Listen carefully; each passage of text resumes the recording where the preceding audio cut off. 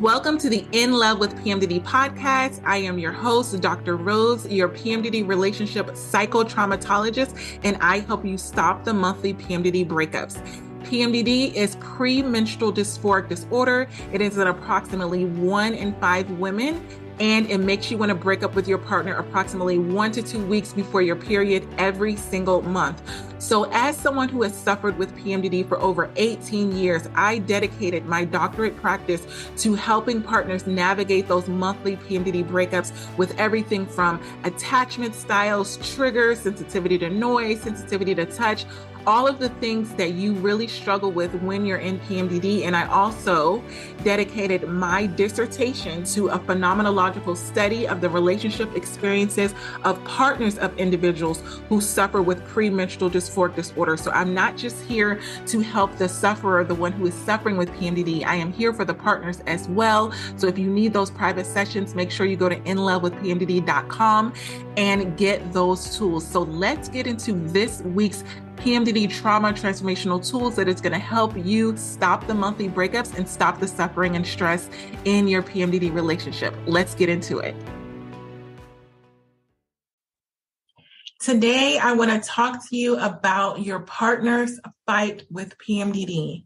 So many times we think about fighting and we automatically think about fighting with each other. We think about arguments that we have, disagreements that we've had because we've said things and done things while we're in PMDD that are just below the belt. And we end up in this endless cycle of arguments every month. And we don't really realize that our partner has their own fight with PMDD. And I recognize this within the last couple of months with my PMDD partner, with the disagreements and the fights that we were having.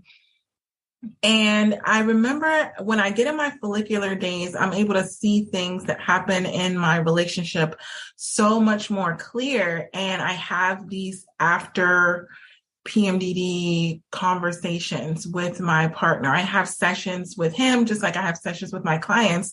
And we really just go over everything that happened while we were in PMDD. This is something that I do a lot with my private clients. And I also do it with myself because I know that it works. And so this last PMDD cycle, we had that really big argument. And I remember thinking back, because now I'm back in this loving place and, we're talking to each other. We're so much more loving. We're so much more attentive. Like there's no tension, there's no stress. And it's almost like night and day. We don't even seem recognizable to each other when we are out of PMDD.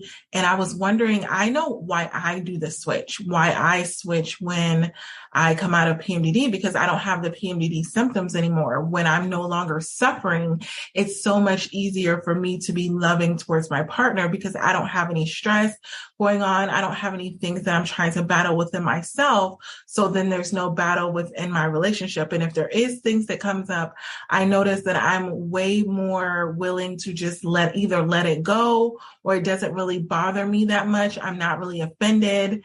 And if he says things or does things, I'm just way more go with the flow. I'm like, oh, that's okay, babe. Like, we'll figure it out. Like, I feel like I can handle so much when I don't have the suffering of PMDD.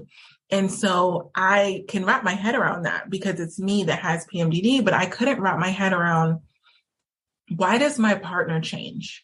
What is his shift? What is going on within him that would cause him to act so differently towards me? I mean, this last cycle, there were so many, I know that I say, oh, you say things below the belt, but there were so many things said that were so final, that were so just evil and bad. And I'm like, what would cause my partner to say these things? Like, there's nothing switching in his hormones, or his testosterone or whatever. So what would cause him to switch like that? And I really had to take some time to figure it out. And this is just like I do with my private PMDD clients. I'm always trying to get to the bottom of, it's not just about the argument itself. There's always something there deeper. And so as I studied my partner to figure out what was going on, I realized that my partner fights with PMDD. Every single month that my partner knows PMDD is coming, he gets on high alert. Right. So when I picked him up from the airport when he was coming last time, I already noticed that before he even got into the car, if I really thought about it, like things were just different, with our communication. And when he got in the car, he was very much on edge for this visit. And I had just seen him a couple of days before. And before, when I got in the car, we were like, we kissed each other. We were holding hands the whole car ride. And even his mannerisms were different. Like he was just kind of like in his corner, like to the side, sitting in the car and kind of like glancing at me, like it was very like creepy, like kind of like looking, how you look at somebody in the corner of their eye, like you're just looking over. And I realized, in the moment, I didn't understand what was going on. But after talking to him, now that we've had the arguments, we've had the big blowups, we said all the things, we've done all the things. And when I talked to him, he was like, I knew you were going into PMDD. I knew this big blow up was going to happen. And I was like, well, how did you know? Because we actually didn't have any disagreements or arguments before. We were actually in a really good spot. And he's like, I just know how it is when PMDD comes. And he was just very abrasive and very even aggressive, just, explaining that to me. And I was like, what is going on when he shifts into this mindset that PMDD is coming? And that's when I realized, because he gets on high alert, he prepares himself for the PMDD battle, whether I do something or not, whether I show signs of negative PMDD behavior, whether I show signs that we're going to have an argument or blow up like we did before, he still is very tense. And he literally said to me when we were going, over everything that happened, he was like, I don't think you understand the trauma that I experienced after PMDD arguments, after the fights, the fear that is instilled in me that we're going to have another fight like that. And will I be able to survive? And what do I need to do? And all of these things are ruminating in his mind about PMDD, whereas I was planning on having a really good PMDD month because I was doing the work, right? I was implementing new tools. So in my mind, there was nothing that was going to be going on that was going to cause us to have a PMDD blow up. But he kept replaying the past PMDD blowups, the past PMDD fights over in his mind again and again and again. And it was literally driving him crazy. And that's why his actions were so erratic. I remember there were so many times, and I couldn't believe it, that during PMDD, I was actually calming him down. Like it made me come out of myself because he was in such an anxious state, like literally like how I normally am when I have PMDD anxiety and I'm all over the place flailing. Like when I get really bad anxiety, like I could be brushing my teeth and, my hands are shaking or I'll drop things. I get really clumsy. And he just had that anxious energy. Like he couldn't sit still. And I was like, what in the world is going on with him? And I had no idea of the mental anguish, the torture that was going on in his mind because he didn't tell me in the moment, right? So these are just conversations that we had after the fact. But in the moment, I was like, man, what is going on with him? Because he just seemed so anxious, on high alert, couldn't calm down, couldn't enjoy the moment. So it didn't matter what the scenario was. Like even when we were at the restaurant, how beautiful the ambiance was.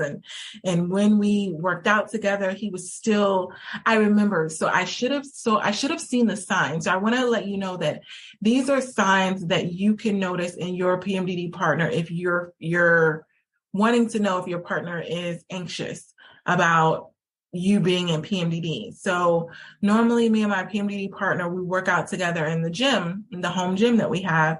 And I have a treadmill in there and we have a weight machine. And then I do at home workouts. So we have a TV in there where we stream the workouts. And so sometimes it'll be a time where one of us is running on the treadmill and one of us is just doing like a body weight exercise or weight exercise. So I immediately, get up in the morning. He was already working out. And I had slept in for a little bit, obviously, because I was in PMDD. And I went into the, home gym to kind of like, I need to like go in the home gym so I can get my workout in. He was already on the treadmill and immediately, as soon as I walked in, he hopped off the treadmill. And I was just like, oh, and I started setting my things up. Like, I didn't think anything of it. I was like, oh, he's done, his set. And so I'm like, good morning, baby, or whatever. And I start getting my stuff, setting my water down. My dog goes in there. And so he kind of just hangs out. And I start setting up my workout. He's like, oh, you're not getting on the treadmill? And I'm like, no, I'm not getting on the treadmill. He's like, oh, that's why I got off, because I thought you were going to get on the treadmill. And I was like, no, I didn't even say I was going to get on the treadmill. He is actually, what I'm realizing, he is scared of me when I'm in PMDD. He's scared of me. Like, I literally walked in and he hopped off as if like a little kid who was doing the wrong thing. And I didn't notice it in the moment because I thought it was just a coincidence, but all of his behavior showed me that he was scared of a reaction that I hadn't even shown him, but it was a reaction maybe of the past that he was replaying in his mind. And so what I noticed about this is that he was waiting for a PMDD sighting. He was dissecting everything that I was doing and waiting to see if PMDD was going to rear its ugly head. And internally, there were a lot of, PMDD things that I was going through, but he wasn't necessarily doing anything for me to even like bring anything up other than being really anxious. And so I don't know if you're like me, but when your partner's really anxious, it makes you really anxious because it's that nervous energy. So I was just kind of like on edge, but I was also, he was so anxious that it made me come out of myself and my own anxiety and be like, hey, like, it's going to be okay. Like, we're good. Like, I did that a couple times during the visit. And he was still anxious. Like, nothing I could do calmed him down. So he had said, when we were arguing one time, he was like, I mourn the loss of you without PMDD.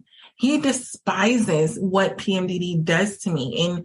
And the reason why I know he despises it is because when my partner doesn't like something, he squints, right? And like one of those evil, like little squints when you look at something that you just don't like. He kept doing that to me a couple of times during the visit. And I was like, what the heck? Like, what is going on? But then I realized it's not me. It's me with PMDD. I really believe that he despises the fact that PMDD has robbed him of who I was just a week ago, right? He's mad at it. So my partner is a Marine. He's been into the military over 20 years. And the way he deals with conflict in any arena is the same, whether it's in the battle with the military or a battle in day-to-day life. He runs towards the adversary. He runs towards the fight. He doesn't go away from the fight, right? So a lot of times, when we've had arguments, when we had our biggest one at the lake house, which I referenced before, and he was really emotional about it. He was like, I lost, like, I'm too weak. And I remember I didn't understand it in the moment, but this month I finally understood it. I'm like, what does he mean he was too weak? He was mourning it, saying like he lost the battle. He lost the fight. Like, I get it. You win. And when he says you win, he wasn't talking about me because I wasn't fighting with him. He was talking about PMDD. I remember saying to him multiple times during his visit, like, I'm not even fighting with you. Like, I couldn't believe that he left the house and he was so anxious and angry when I wasn't the one fighting with him. And I remember talking about this with my best friend saying, she was like, well, what did you do? And I'm like, I literally did nothing.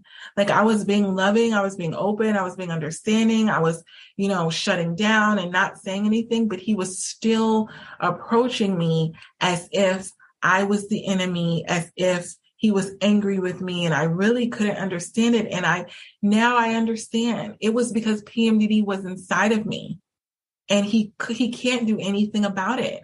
So earlier in our journey, he used to say, he used to give me all of these recommendations for what to do when I'm in PMDD to not let PMDD win. Like, pretend like PMDD is not there. Keep yourself really busy, and then maybe you won't notice that you're in PMDD. You know, all the things that I'm sure that we've all done that really don't work. But it's, you know, it's a good thought to think that, I could just pretend like PMDD is not there. But he was just, every month it was like we would have these long talks, and he was like, okay, we're going in the fight. Like, we got this, you know, kind of like doing one of those little huddles that you see. I always reference like one of my favorite movies, Troy, with Brad Pitt. And when they're about to, go onto the attack the beach, right? So they get all of the warriors around and they're like revving them up, they're pumping them up so that they can get super aggressive. And, they say things like, we are lions, like, and they go into battle and they just feel so that you can feel strong. And a lot of times that's what they do. Like, even us, when we go to deploy, I'm in the military. I've been in the military over 19 years now. And when you're about to go into battle, you have to do this mental, you pump yourself up and you remind yourself of who you are and you remind yourself of how strong you are so that when you're going into battle, you feel that strong and then your actions reflect that. So we were doing that in the beginning of our PMDD journey about like when he knew that I was going into PMDD, he'd be like, we got this. This is our game plan. And there were so many months where we had done that kind of pumping up thing and we were super, super confident. And then PMDD came and it hit me like a wrecking ball, like Miley Cyrus. Like, it hit me so hard to where I felt like I can't do this. I remember the first time I had a suicidal ideation and I expressed it to my partner. Instead of being understanding and kind of sympathetic and kind of soft with me, I remember I was crying. I was so miserable, so tortured because I had all of my PMDD symptoms hitting me from all different directions. And I made a comment about a suicidal ideation and it was, I don't think I can do this. Like, I felt like I was so weak, like PMDD was taking me over. And he went off on me. He was like, you can't do this. You can't leave me. You don't say that. Like, but I realized a lot of times I thought he was yelling at me. I'm like, who yells at a suicidal person? Like, what the heck is going on? And what it was that he was yelling at the PMDD in me. He was fighting the demon, the evil demon that was inside of me. He was kind of calling it out. It's kind of like what they do when you're in war, like even the Vikings, I love all of these movies, like about Greek mythology and like the old war. There weren't like war movies like MASH, but like when the warriors went, like in the Renaissance and stuff like that, specifically Troy, 300, stuff like that. When they went into those camps, they like banged on their doors and was like, come out and fight, come out and fight. And I feel like that's what my partner does when PMDD comes. He's like, come out and fight. And he's not fighting me, he's fighting for me because he's thinking that he can beat PMDD, it won't be a thing anymore, and then we can go off and live our life and love each other the way we do when PMDD is not there. So we have progressed to this point in our relationship where he is seeing that PMDD is a separate thing. It's just that when he's fighting PMDD, I think he's fighting me. I think he's addressing me, but he's not. He's addressing PMDD and he's calling it out and because I'm like, how can he talk to me so aggressively? Like, when I'm not in PMDD, like, he would never talk to me like that. Like, never. Like, even if he was upset, frustrated, all of the things, he would kind of be like, okay, babe, like kind of brush it off. But I feel like he almost thinks that because PMDD has a way of making me appear stronger than I am when the PMDD rage comes, he kind of thinks I can take it, because he sees how strong and dominant and, masculine I can get when PMDD rage comes, that it's kind of like he feels like he's picking on someone his own size. Whereas when I'm not in PMDD and I'm just, I'm in my feminine energy or I have a lot going on, even when I'm doing a lot of things, so you would think it's masculine energy because I'm all over the place doing these things, he's still like, oh, it's okay, babe. Like, like, good job on that. Like, he's so nice and gentle and supportive and not critical and not judgmental and just amazing. Absolutely amazing. And I think a lot of the arguments that we have been because of the way that he's talked to me when I'm in PMDD. It's kind of like, it's, that new phrase that's out there, like, it's the audacity for me. Like, that's how I feel. When he walked out, I was literally like, he has the audacity to walk out on me, but he wasn't walking out on me. After talking to him, I heard his side and I was like, wow. Like, I didn't even understand that when he had asked me, to spend time with me and be affectionate and all these things. And I was just like, I just need space. Like, he told me that when I'm in PMDD, I look different. My mannerisms are different. I act different. I talk different. And he says, I don't think you realize how different you are when you're in PMDD. Like, even if you're doing the same actions, you're not the same person. Like, you say things to me that you would never say. You do things that you would never do. When I mention doing things that we love to do, you're like, nah, I'm good. I don't value the same things that I would value if PMDD wasn't there. And that's what makes him angry, because he knows that underneath all of the stuff that PMDD brings to the surface during PMDD, he knows I'm in there. And he's just trying to fight through just to get to me. He thinks if he can defeat PMDD, he can get to me again. And he strategizes. A lot of times he'll be around the house and he'll just be sitting on the couch and I'm like, he looks like he's in deep thought. And I'm like, what is going on? And he was strategizing. Okay, what can I do? If I act really, really loving towards her, maybe, it'll bring her back. It's kind of like that movie, The Notebook, where, he read that book to his wife for years, who had Alzheimer's, and she didn't have any memory of she didn't even know who he was. She didn't know who he was anymore. They had been married for over 50 years. That was his sweetheart. And she wrote a book and she said, if you read this story to me, I will come back to you. And the whole movie, The Notebook, was based off of the premise that if I keep saying things that remind you of who you really are, then you're going to remember who I am. And then you're going to come back to me. And I truly believe that my partner does that for me every single month. He tries to do all of the loving things.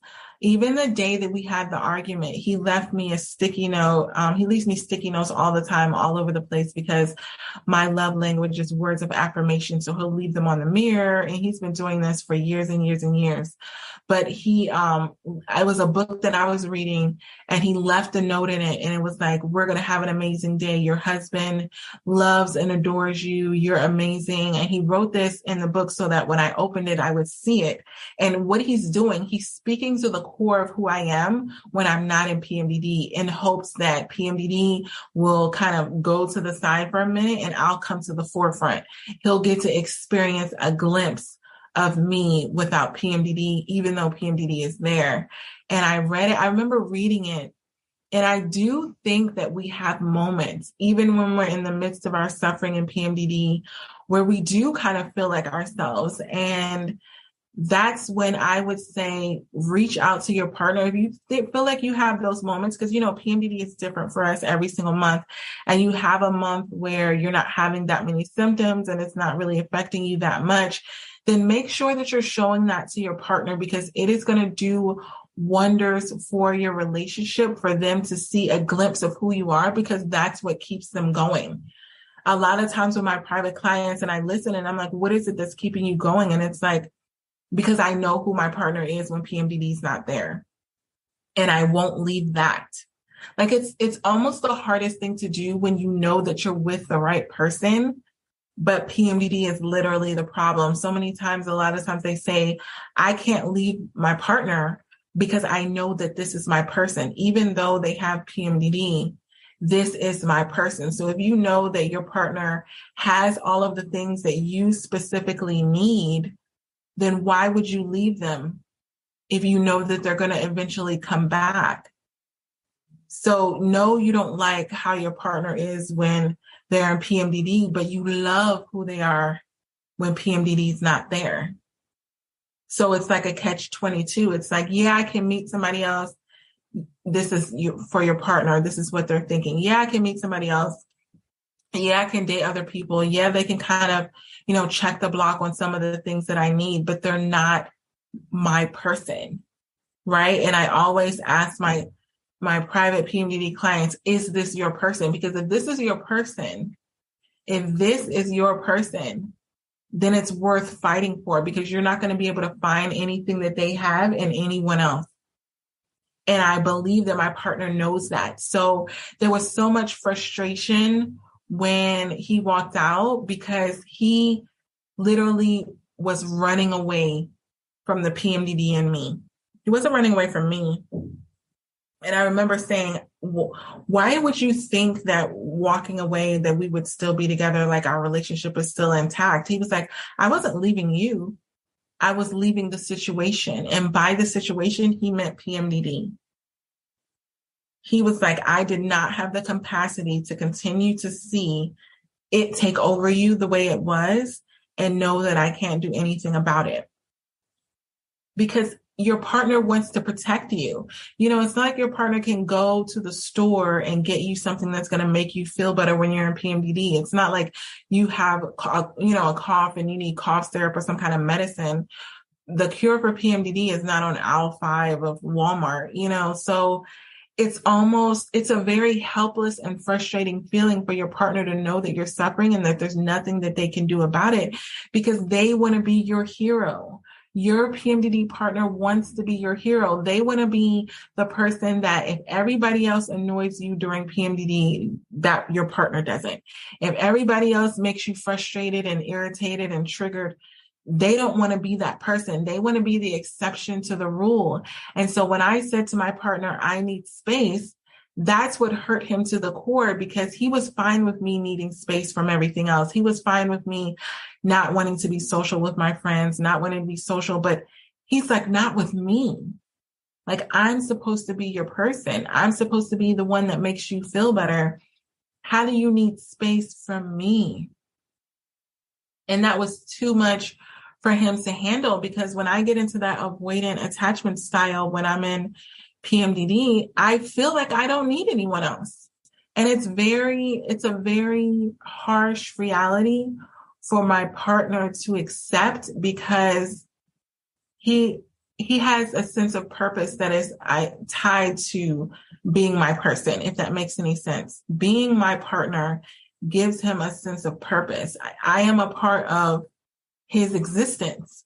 So if I say, I don't need you, then he's like, well, then he still needs me, but then what is he supposed to do if I'm part of his purpose? Like, it's almost too much for him to handle, to think that I could possibly just, go about living my life and just, if you're here, you're here. If you're not, you're not. Like, that's heartbreaking in a sense of, I was talking to him afterwards and he said, I feel like I'm having a permanent heart attack. Like, my heart feels like it's literally breaking at the thought of not being with you, at the thought of not living my life with you, at the thought of you being able to live your life without me.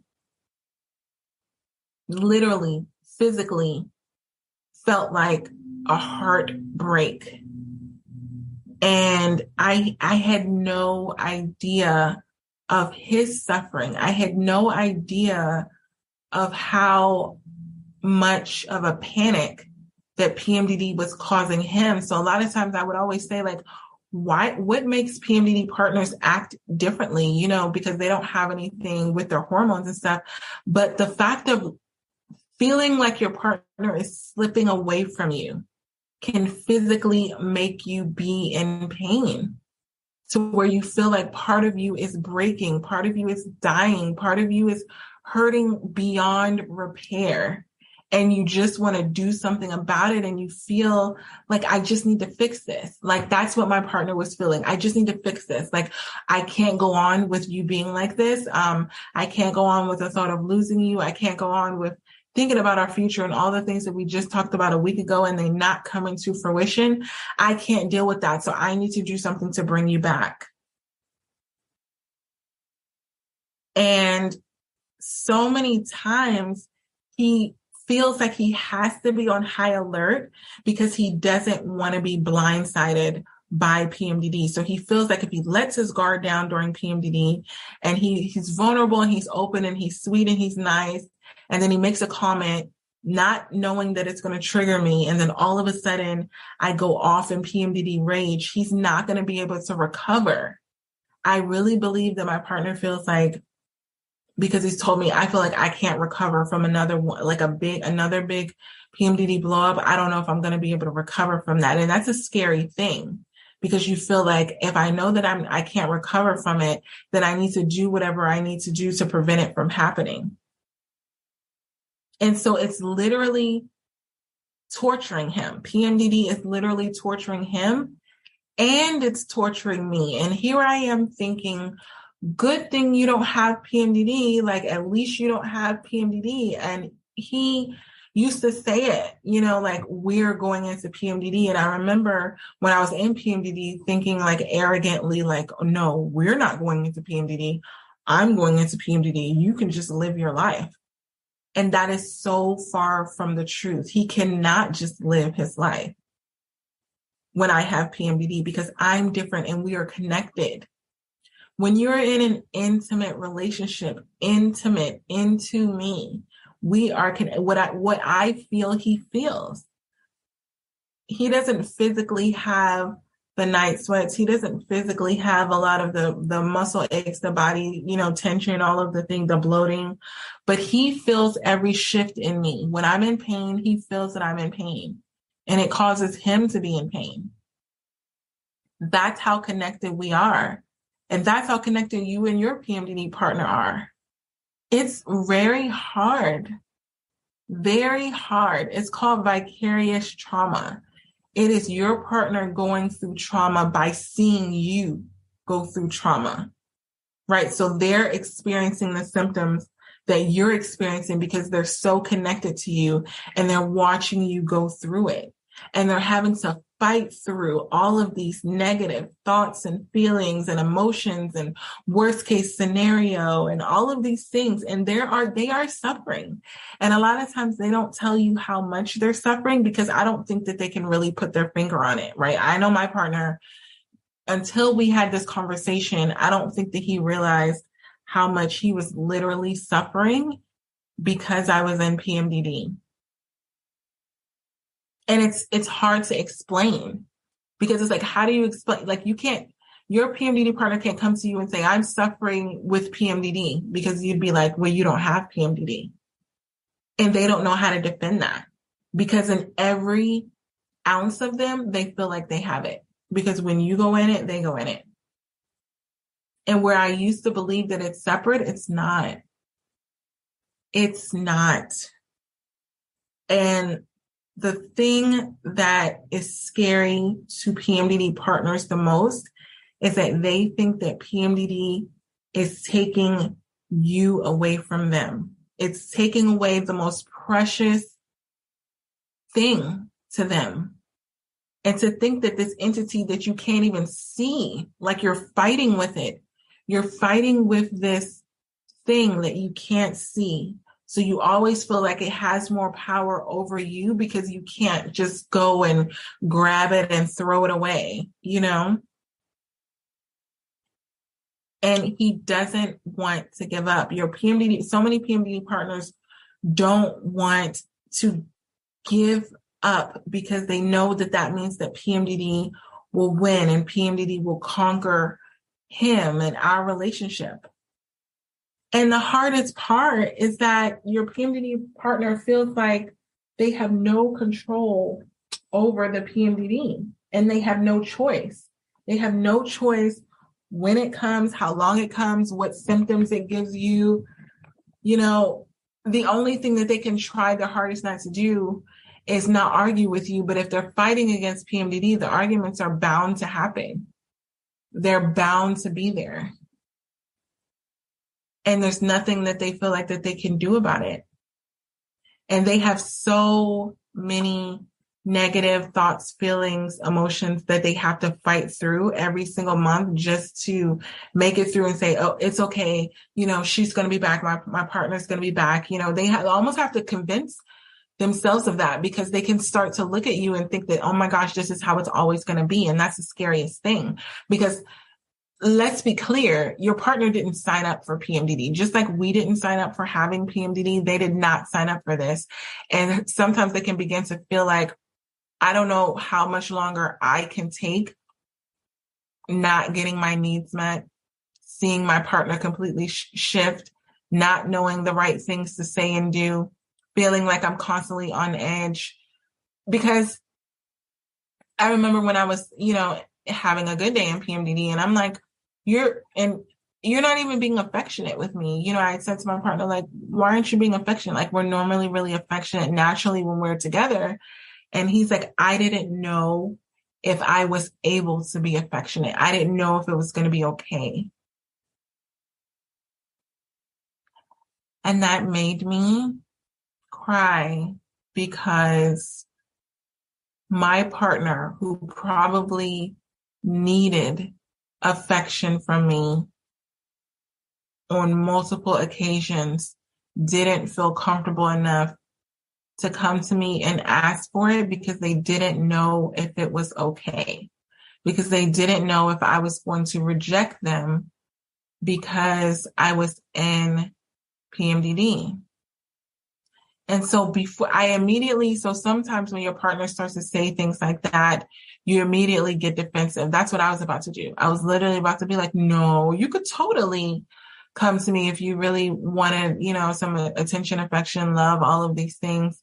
But then I thought about it. I was like, you know what? That's fair.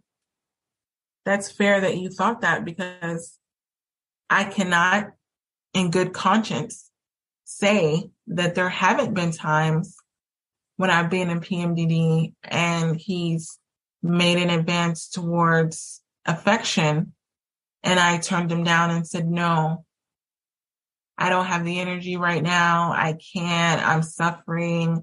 I'm having night sweats. Like, I have all of these valid reasons, because I'm in PMDD, or PMDD is in me, as I'm coming to understand. But a lot of times, because of the suffering that I am in when PMDD is there, and this was a hard pill for me to swallow, because I'm such a selfless person when I'm not in PMDD. I'm such a giving person, and not just like gifts, but just like with my attention, with my love, with my affection. But I'm not gonna lie. PMDD makes me selfish. It makes me very selfish, and that is the root of a lot of our relationship problems that we've had in the past, is that I wasn't thinking about my partner's needs.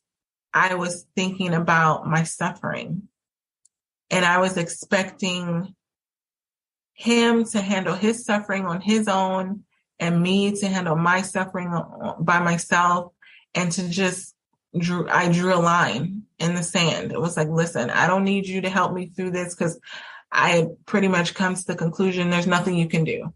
And I get frustrated when you try and it doesn't work. So you just stay over there.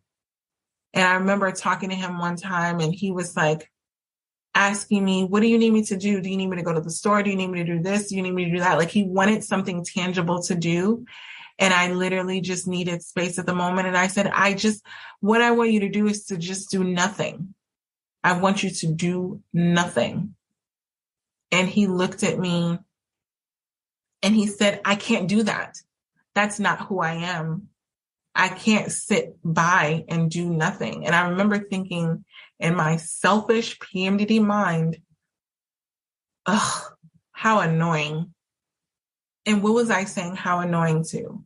How annoying that my partner wants to do something, to be there for me, so bad that they're practically begging me to give them something to do, but I thought it was annoying. I thought it was annoying that they just didn't go off and do their own thing. And my partner tells me every time I get into PMDD, I didn't get married. I didn't be with you to do my own thing. You are my thing. And now that I'm not in PMDD, I think that's beautiful. But guess what? When I'm in PMDD, I think it's annoying. And I feel I'm just selfish. It just makes me really selfish. And what I need to understand is I need to accept that PMDD makes me selfish, and I need to shift that mentality and not feel entitled, right? Because there's this entitlement that you can begin to feel like I deserve to be selfish. I have PMDD. I'm suffering.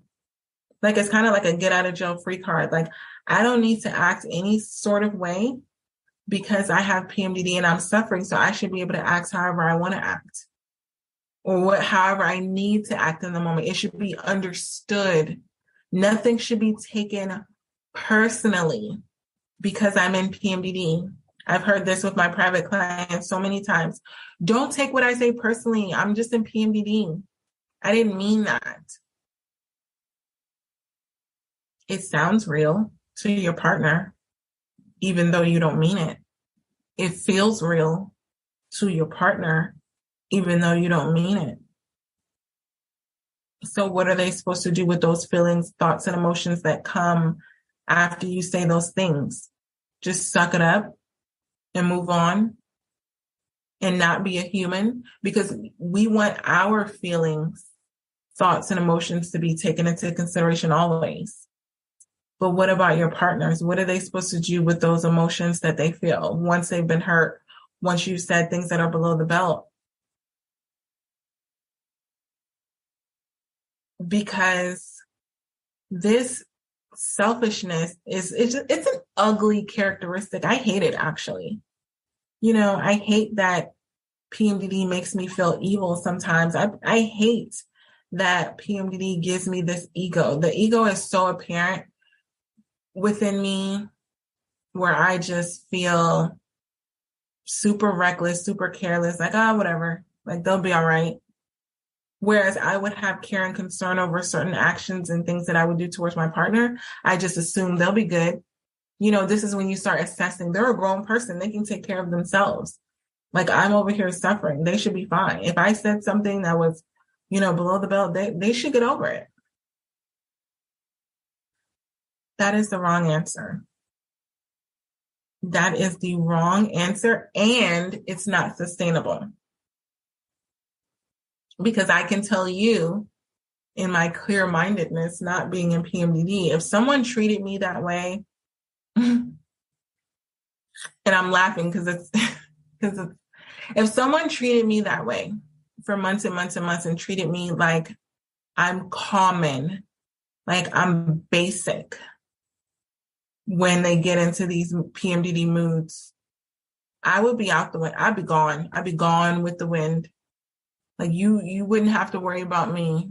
There's a meme and it's like, don't worry about me, sweetheart. That's how I feel. If someone treated me like I was basic, treated me like I was common, like I was not special, like I was not their person, like I was not one of the most important people in their life, I would be gone. So why is it that we expect our PMDD partners to receive that kind of treatment and still stay? Because we're the prize? Because PMDD makes us so special that we have something so special that no matter how we treat our PMDD partners, they should just be grateful that they have us? Is that the persona that we're adopting when we get into PMDD? Or when we're not in PMDD, is that what you think about yourself? That you're so special that you don't have to treat your partner like they're special. So you can treat them like they're common, like they're basic. When is the last time you have done something to show your PMDD partner that they are special to you, that you appreciate that they are in your life and you have PMDD? Because I always talk to you about how to be a good PMDD partner, how to be a good partner while having PMDD. And it is very, very important that you acknowledge that being with you and while you have PMDD is not easy. It's not a walk in the park for them. And it would be easier for your partner to date someone, marry someone, be with someone who didn't have PMDD, to find someone who's like you for the whole month. But they don't. And I admire that so much. And I have to remind myself of that every single month. Like, you have a partner that could have a way easier life. A way easier life. If they chose to just walk away. If they said, you know what? I gave it a good go. I did my best. Obviously, it's not good enough because I'm still getting treated like crap. So I'm going to go ahead and leave. And no one could really fault them, right? Because I'm pretty sure your PMDD partner has put up with a lot. So it's kind of like, at least they didn't give up at the first, notice of you having PMDD. And so if you tell your partner, if you're dating and then you tell them you have PMDD and then they're like, oh, you have PMDD, I'm out, without even, working on it and trying to like make it better, that would be horrible. But a lot of your PMDD partners have been stuck around for a while. So it's kind of like they got some equity in the home. So if they decided to sell the home, they can cash in their chips and just say, okay, well, just cash me out, give me my profit and I'm out. I'm going to go buy another house that doesn't have PMDD in it. And that's what made me shift my mindset and continues to, is because when I think about it, I am scared of losing my PMDD partner. And that's what keeps me working on myself every single month. That's what scared me the most when I had that big blow up at the lake, because I saw the pain and I said, oh my God, like I went too far, this is like, they're going to leave and they're serious. And it would have been my fault because there were things that I could have done. There were tools that I could have used, but I chose not to because I was in that selfish, egotistical mentality. Like, look, man, I'm suffering. So like you either take the crumbs that I give you or you walk away and that's it. Like high and mighty, like I'm the best thing since sliced bread. And I know it's hard, right? I know it's hard being with a person who has PMDD. I see it in myself. I see it with my clients, but I also see the determination, the strength, the love, the commitment, the loyalty in so many PMDD partners. When we have these sessions, I see it. I see the drive and determination to say, you know what, I'm not going to let PMDD win. But you know what else I see? When I have these private sessions with the partners of individuals who have PMDD, I see the pain. I see the pain. I've not had one partner, PMDD partner, the one who doesn't have PMDD, I've not had one come on a session with me and not break down and cry. Not one. So for the PMDD partners out there listening, you are not alone. I hear you. I see you. I feel your pain. And you know why I feel your pain? Because my partner feels the pain and we're connected.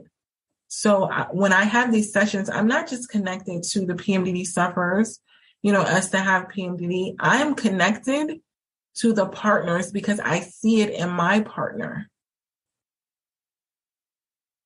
So if you know that you're a PMDD partner and you need help navigating your PMDD relationship and you feel like it's just taking over your partner, you don't know what to do, I'm opening up sessions for either my monthly check-in, where we're just checking in once a month to maintain and to just get some advice on your PMDD relationship as a whole, or I'm opening up my PMDD partners pyramid sessions where we meet one-on-one, and I meet one-on-one with you, the partner, and I just talk to you and figure out what is going on with you, and I help you. I give you tools, because so many times it can seem like it's all about PMDD and it's all about the PMDD sufferer. It's all about them. They have PMDD. You're moving everything around your life because of PMDD. Everything revolves around the PMDD sufferer. Everything you do, you don't even feel like you're doing it right. You're just continuously, being told that you suck, that you should have done it better, that you need to do it better. And the more you try and you don't have any tools, I get it. I say this to my clients all the time. I believe that if PMDD partners had the tools, they would use them. There's no way that I think that they would choose to just be doing the wrong thing just to mess with the PMDD sufferer, just be messing with you. There would be no point. So if you know that you need that support, you need that advice from a PMDD relationship expert, reach out to me, www.inlovewithpmdd.com. You can DM me on Instagram at inlovewithpmdd. I talk to PMDD partners every single day. I spend about 2 to 3 hours in my DMs just talking to PMDD partners, giving them advice, talking to them about what they're going through. And the community is so special to me because I didn't have this before. Earlier in my journey, I didn't have anyone that I could talk to about my PMDD relationship. I had a therapist, a counselor, personally, but they didn't even know what the heck I was talking about. They didn't know what I was talking about, honestly. And I love them for so many other things. Like the counselor that I used for my childhood trauma that helped heal me with that. Amazing, right? Amazing. The tools worked. Everything was amazing. It shifted everything in my life. And I started trying to slip in a little bit of, PMDD things here and there. And they were like, blink, blink. Like they were, no, they didn't understand. And it wasn't for a lack of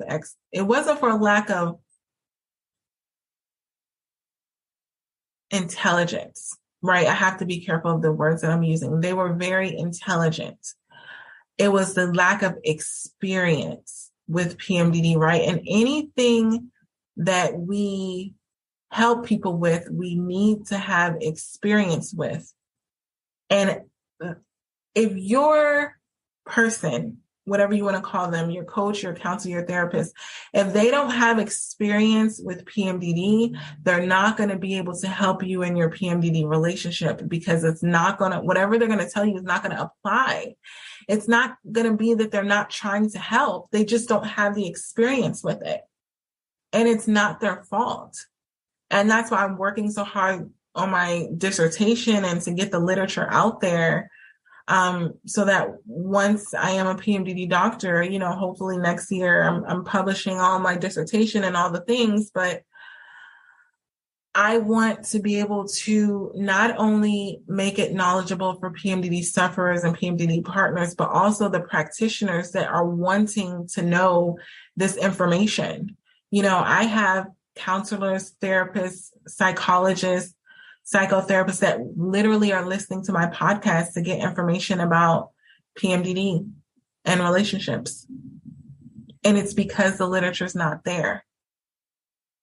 So if you need that help, Reach out to me. I am here for you.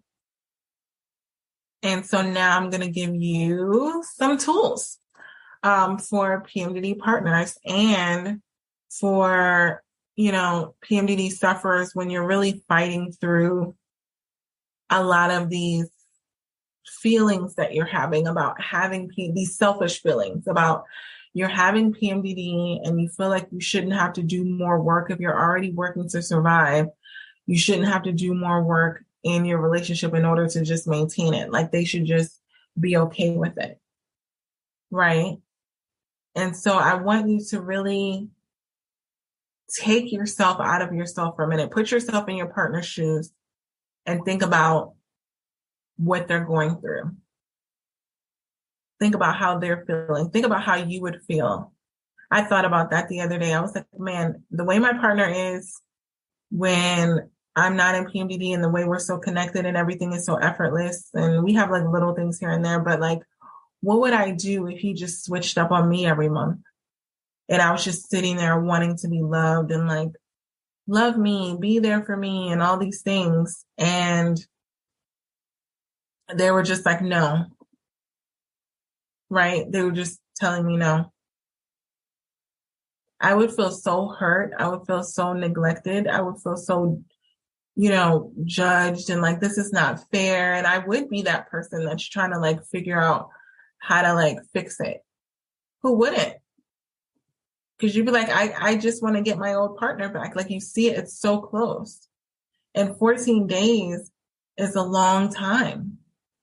It's a long time. So the first thing I want you to do is when you notice that you're having these selfish thoughts when you're in PMDD and you're feeling like you're just thinking it's all about you and your suffering, I want you to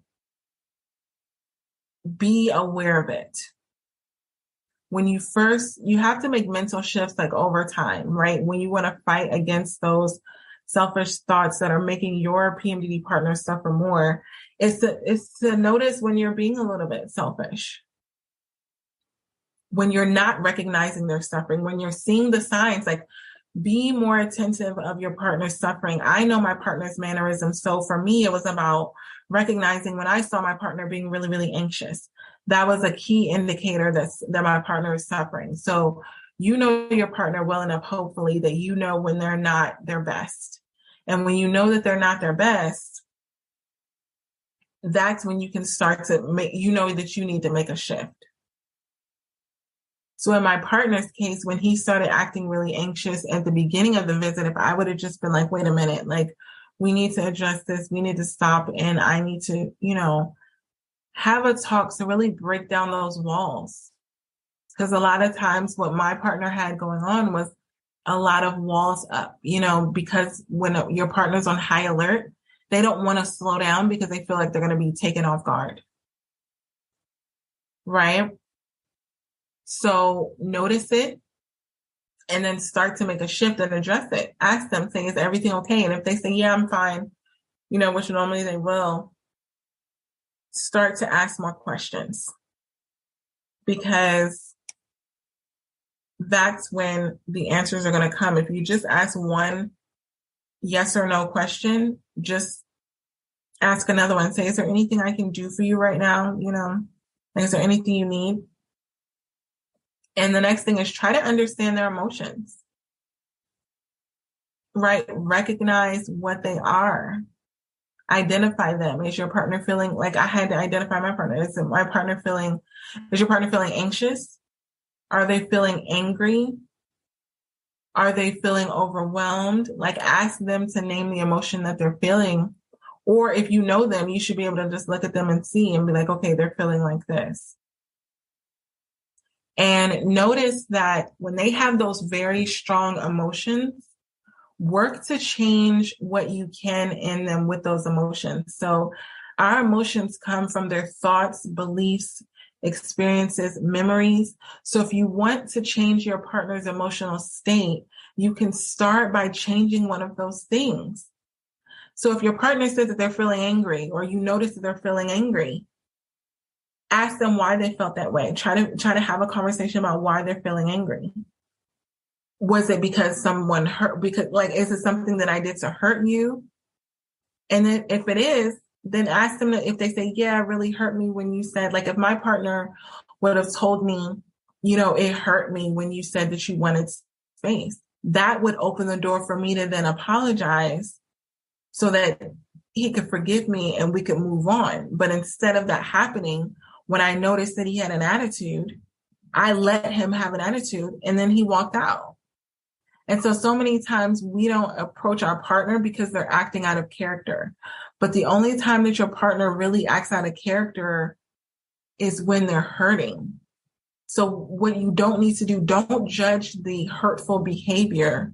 Try to understand it, because it's so much easier to hold on to the behavior that they're doing that's below the belt, that's offensive. So once we get offended by something, we can start to hold on to it. And then we're no longer caring about the outcome. We're not caring about how they're feeling.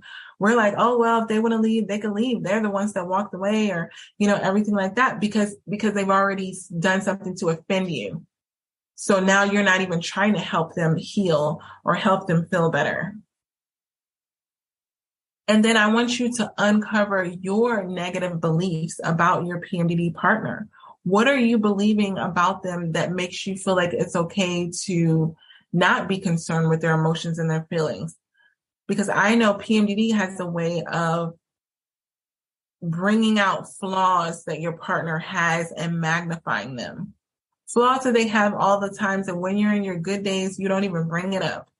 But as soon as you get in PMDD, you're like, oh, look at them. They're doing this again, or they're not, doing the dishes for me, or they didn't pick up the right thing for me. It's so easy to point out their flaws. And what happens is when you do that over a long period of time, you begin to have a negative belief about them as if they are the enemy. And so you don't want to get on the same page with your PMDD partner because you believe that they are the enemy. And when those beliefs, it's like building up a brick wall, brick by brick. Every time that you're pointing out a flaw, every time that you're criticizing them, every time that you're reminding them of all the things that they've done wrong, you're building up a brick wall. And now, before you know it, you're so disconnected. You come to the point where once you were connected and you can feel each other's emotions and stuff, and then you get to a point where you're no longer feeling your partner's emotions because you have that wall in between you. And then your partner is left with, how am I going to get this wall down? How am I going to break down this wall? Because now my partner sees me as this horrible person. So you as a PMDD sufferer can begin to look at your partner where you're not even attracted to them. You're not even drawn to them anymore because all you see are flaws and things that are wrong with them and things that they're not doing right. And you're thinking about every PMDD argument that you've had and how they hurt you and all of the hurtful things that were said. And you're feeling like you need to run away because they're the enemy. So you no longer look at PMDD as the enemy. You're now looking at the other person, your partner, as the enemy. And then your partner can't get through to you if they're like, hey, let's talk about that. You're like, no. I'm fine, I'm good. And you act really independent of that because now you've built this persona of them in your mind of who you think that they are. And it's not the person that you originally decided to be with. It's this negative person. And it's all because of what they were trying to do to fight through PMDD. And now you're beginning to think that they're a horrible person because they didn't get it right. So the things that your partner does to try to fight through PMDD, they're not always going to get it right every time because they don't know. They're just doing their best. So you need to let go of that judgment and saying that, they had to do things a certain way and things would have been better if they did it this way, or things would have been better if they did it that way. It's natural for us to immediately judge, but the problems happen when we consistently compare their behaviors with what we think that they should do in our minds. We have this expectation that they should meet. And if they don't meet this expectation, then we feel like justified in judging them.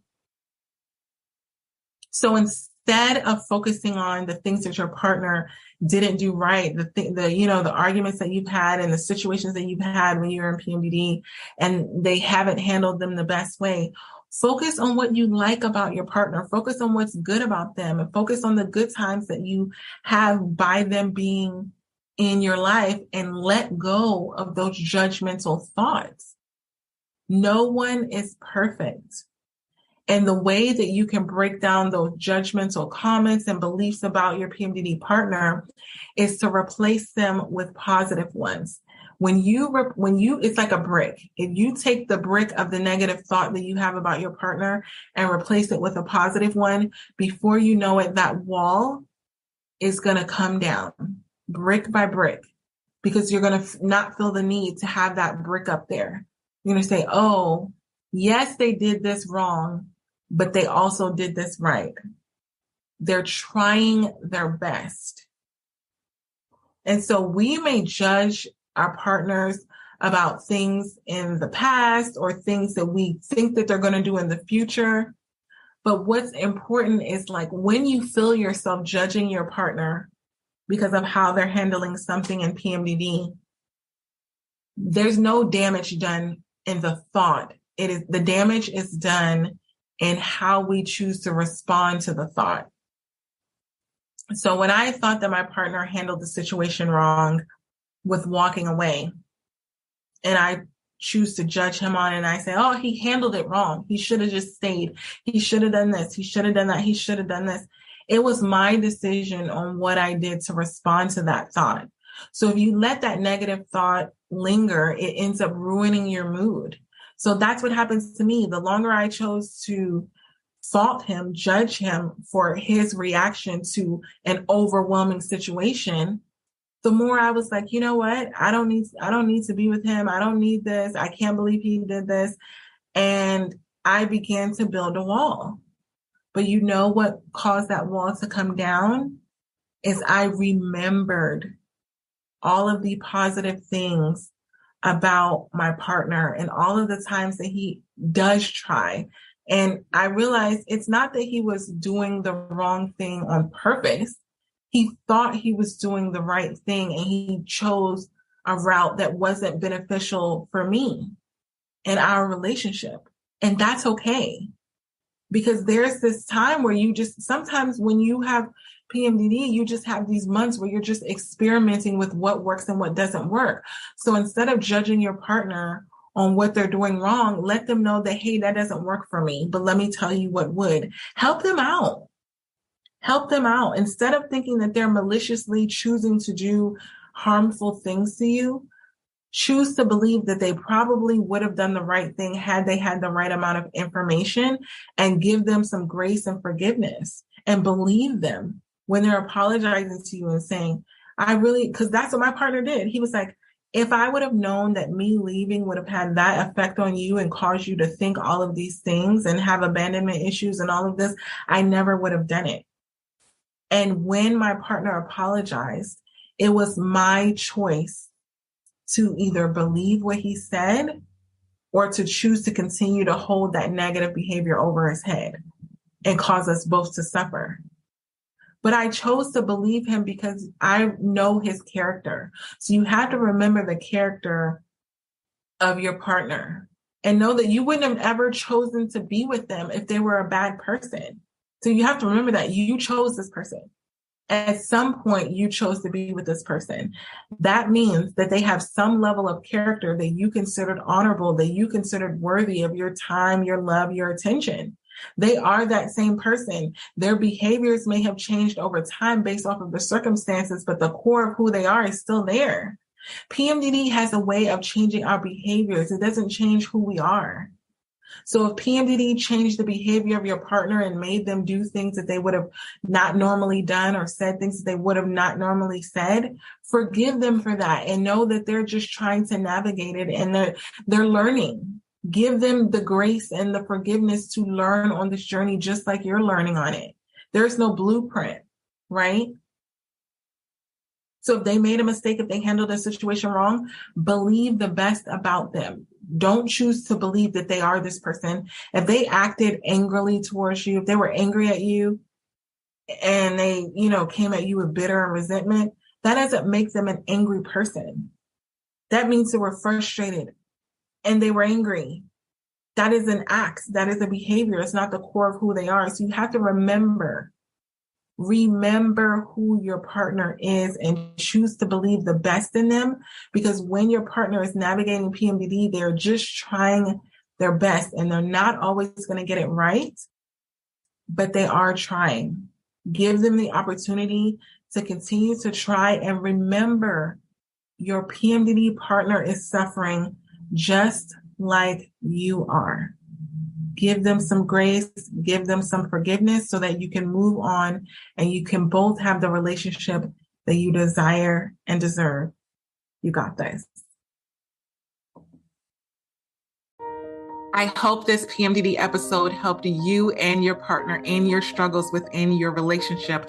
And if this is something that you know that you need help with and you need further support, individualized support, make sure you're going to inlovewithpmdd.com and you're getting those private sessions to really work through what you're going through in your relationship, specifically in regards to PMDD. And also, I want you to leave a 5-star written review on Apple Podcasts. What this does is it helps other PMDD sufferers and partners find this show that can help them get these free PMDD relationship tools.